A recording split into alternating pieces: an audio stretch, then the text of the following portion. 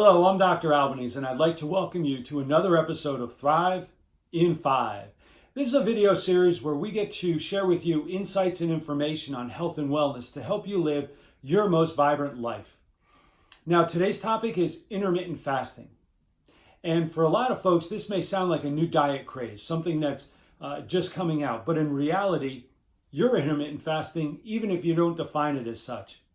Intermittent fasting is simply windows of time during the course of the day in which you are eating and windows of time in which you are not when you're fasting.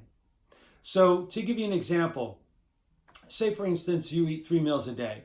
You eat your first meal and you don't eat anything again until your second meal. So you're fasting during that time. And the same principle between your second and third meal and the last meal of the day to the first meal the next day. You're fasting, you're not eating. That's what intermittent fasting is. Now, you're intermittent fasting now, today, because after you're done eating at night, your last meal, you're not eating again until the next meal in the morning. That's a form of fasting.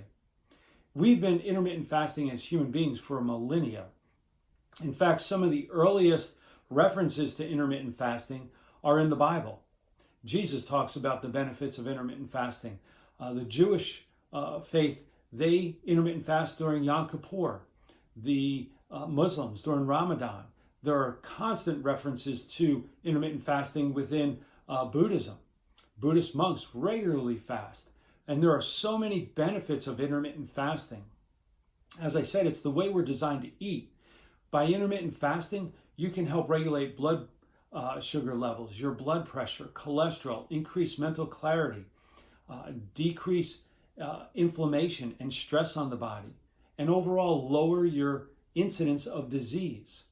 So intermittent fasting has many benefits, and what I'd like to share with you today are just 3 of those benefits. If you understand the principle of intermittent fasting, you understand that when we eat and digest food, absorb food, it takes a lot of energy on our body, and it is a form of stress. So when you're not eating, you're decreasing stress on the body, decreasing inflammation. So as a result of that, you're in a healthier state. And what you're doing with intermittent fasting is to condense that time in which your body is digesting and absorbing food, and then giving it a chance to focus on other aspects of overall human function.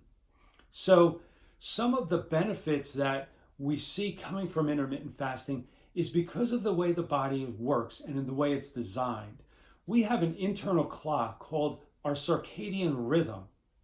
This is the rhythm within our body that helps to keep balance.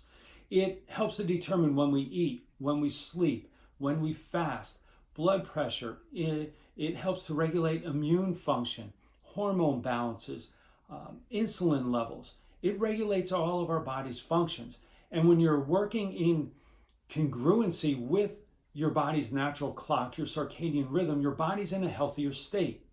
But when you deviate from that circadian rhythm, now your body moves away from a healthier state into a more stressed, sick state. So let me give you an example.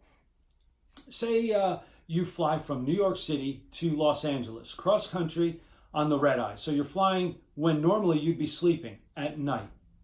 When you land, the next day or two, your body is in a little bit of a fog. You have what we call jet lag. That fog produces a decrease in mental clarity. Your body's just off. Digestion cycles are off. Bowel movement cycles are off. Our body is not in balance. And that's what working incongruently with our circadian rhythm produces. Your body's out of balance. Intermittent fasting helps to keep your body in balance, helps to keep your body in line and work the way we're designed to work. So I'd like to share with you 3 studies. I'm not going to inundate you with a lot of studies and research information and statistics, but I do want to point out 3 studies. And the reason why I chose these 3 studies specifically is because they'll apply to so many people. The first 2 studies talk about how weight gain or weight loss can be determined by the timing of your meals and also when you eat your large or your smaller meals. Now, why is that important? Well, about 70% of our adult population is overweight and about 40% suffers from obesity. This is an epidemic, and so many people are searching for ways on creating a diet that will help them either lose weight, maintain weight or be healthier. We spend globally about $255 billion. And in another 5 years, it's estimated that there's going to be about $377 billion spent on weight loss programs. So this is clearly an epidemic that affects so many people. And that's why I wanted to share these two studies with you specifically. Now, the first study was undertaken by the United States Army. And what they did was form two groups. One group ate within an hour of waking. The other group ate 12 hours after eating. Now, they ate the same meals, but one ate when they first woke up within an hour, and the second ate 12 hours later. Now, what impact did that have on their body? Well, the group that ate first thing in the morning within an hour of waking lost an average of 2 pounds more per week than the group that ate their first meal 12 hours after eating. So that's a very important statistic. How we time our meals can determine our weight loss, weight gain, and maintaining a healthy weight. The second study was undertaken by an Israeli group that broke people down into two groups. The first group ate a 700-calorie meal as their first meal, we'll say for breakfast, 500-calorie meal for lunch, and a 200-calorie meal for dinner, or their last meal. Now, the second group flipped that. They ate a 200-calorie meal as their first meal, a 500-calorie meal for their second, and a 700-calorie meal for their last meal. So they ate the largest meal later in the day. Now, after 12 weeks, the group that ate the largest meal first and the smallest meal last lost an average of 2 pounds more per week than the group that ate the large meal later in the day. They also lost more inches off their waist.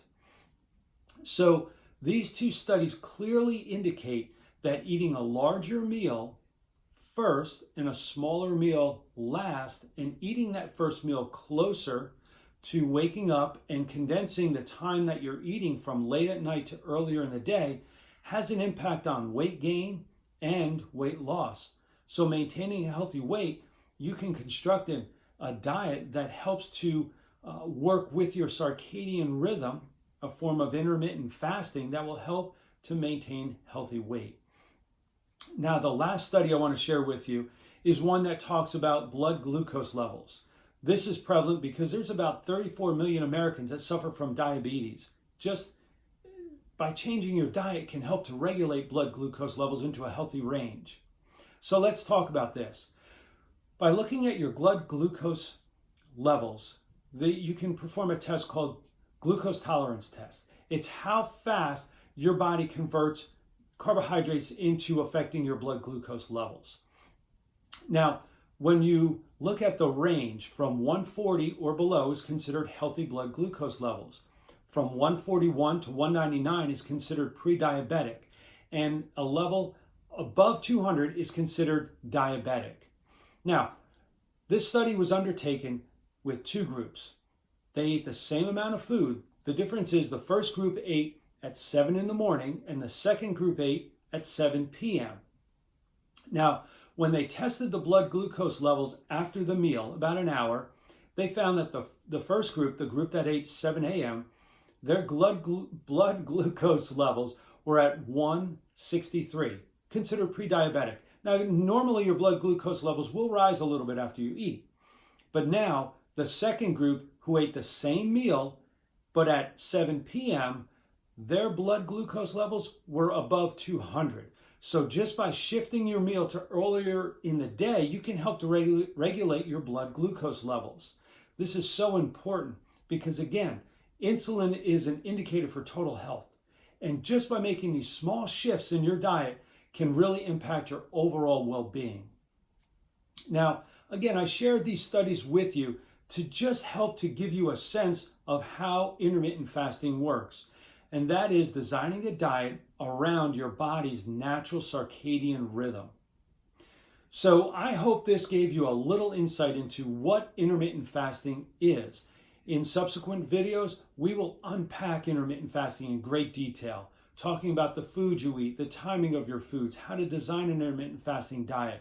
We'll go into great detail, as well as some really great, huge health benefits for you. So I'm Dr. Albanese. I thank you for tuning in. If you like this video and find our information helpful, please share it with a friend. You never know how you can impact their health and well-being. You can go to our Facebook page and like us and give us the thumbs up and all those great things. But we want to pass this information along to you, so share it with a friend. I thank you, and until we speak again, be well.